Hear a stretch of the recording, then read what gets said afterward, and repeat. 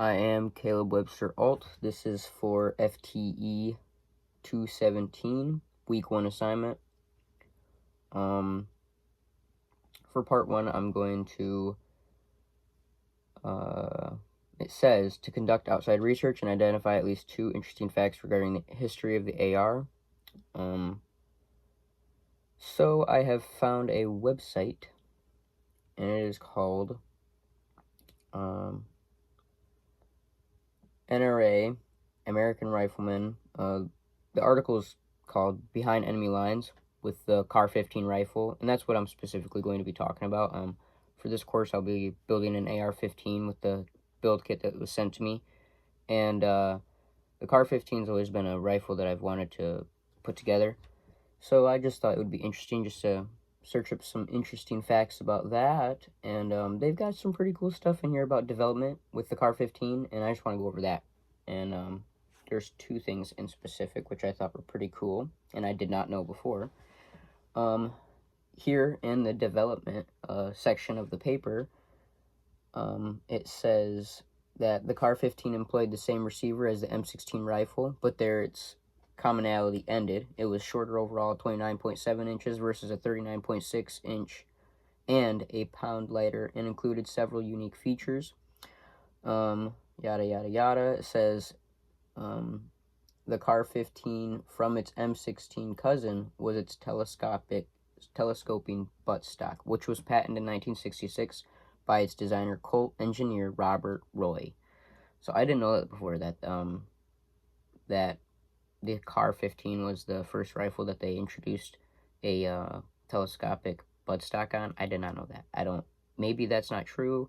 I don't know, but that's pretty interesting to me. Other things that were interesting were soldiers, and when they were using the rifle, they got back to Colt fairly quickly on what they thought about it, and what they complained about was the operator. They couldn't launch rifle grenades, which that's something they wanted to do, and also it was very loud. So they complained about how loud it was due to the short barrel, the 10.5 inch barrel. So what they decided to do to take care of that with the muzzle flash and how loud it was, and to give these operators the ability to shoot a rifled grenade again with grenade launchers, they just added 1.5 inches onto the barrel, and then they put like a ring extension, like a ring attachment, so that the grenade launcher could be attached. And I find that pretty interesting, since I wanted to build a CAR-15 in the first place, but the 10.5 inch version never it didn't really appease to me. I was more interested in an 11.5 inch version, which, keep in mind, I'm looking at PSA, but now it's Black Friday, everything's sold out, so that project's not going to happen for a while. But I want to build an 11.5 inch CAR-15, and I just find these little things interesting, like things that soldiers are saying, and things that they've noticed. They went on to also swapping out the muzzle brake. They didn't use a traditional AR-15 muzzle brake after chopping the barrel that short. They used a 4.25 inch moderator, which was to allow back pressure so that the system worked more reliably, and it also did reduce sound signature a little bit, and even some muzzle flash. So it was a pretty good overall muzzle device for a firearm that was used in the Vietnam bush. So let's just go back over off of that, and let's go over what this all is again. This is an article made by NRA, AmericanRifleman.com, or .org, excuse me. It's called Behind Enemy Lines with the CAR-15 Rifle, and it was by John L. Plaster. This was posted in January 24th, 2019. It's a pretty cool article. It's got a lot of information about the CAR-15, so I just thought it was interesting, pretty fun. So I'm just going to go over how those 2 things lead into today's firearms. Well, for one, that telescoping buttstock, that's in every AR-15, every M16 build now, every M4 build. So that's, time telling. And also another thing, with the compactness of a CAR-15, I mean, that's what everybody's going into for home defense now.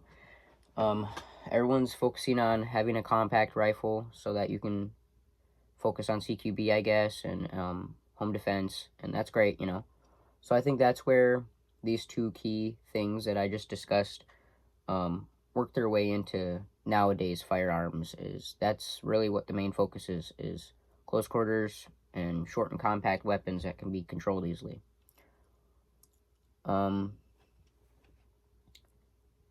So for part 2, reflecting on the platform that you've chose to focus on in this course, detail for your instructor which cartridge you believe is the best. So Eugene Stoner designed the AR-15 to be used and utilized with the 5.56 cartridge, and I still agree with that. I have no other experience with 300 blackout or you know, any of that. I don't shoot any other caliber out of my AR-15. I've never even shot .223 out of my rifle.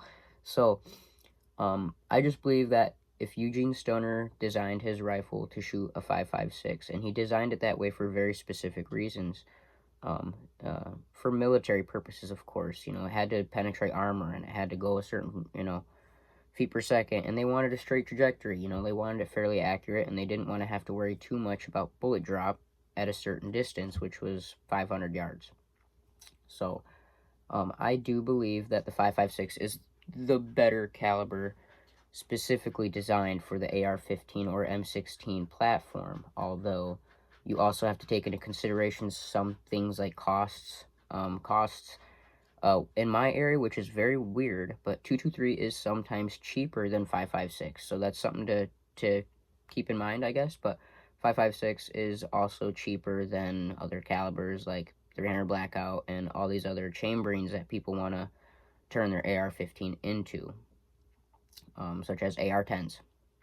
So AR-15 platform, it's cheaper for a 5.56, so that, the ballistics and the science behind it, that's all been discovered and already tested by the military, Armalite, all of them. They've all tested this firearm through rigorous, horrible wars, and we have them to thank for that, you know, and now we have something awesome. So, let's just go over everything. The video is supposed to not exceed 4 minutes, but that's a lot of talking. So, we went over the cost of 5.56, the ballistic performance, and the ballistic science behind it slightly. I'm not a genius in this, but what they were trying to accomplish was a caliber that could amount to a 22, like a .22 caliber, but they didn't want that. They needed something more powerful. A 22 is great, you know, but they wanted something with more power, and that's what the 5.56 was. It was the size of a 22 caliber, but it had more oomph, and it was able to penetrate through a certain thickness of steel, and that's what they were looking for. And with the ballistic science behind it as well, I mean, out of a standard, what Eugene Stoner originally designed the 5.56 round for was a 20-inch barrel. With that 20-inch barrel, that projectile is coming out of the muzzle at 3,100 feet per second, you know, so that's exponentially fast. So I think the 5.56 is best designed for that. I think we're going to wrap it up because that is everything covered in this video and for this assignment. So yeah, thank you very much.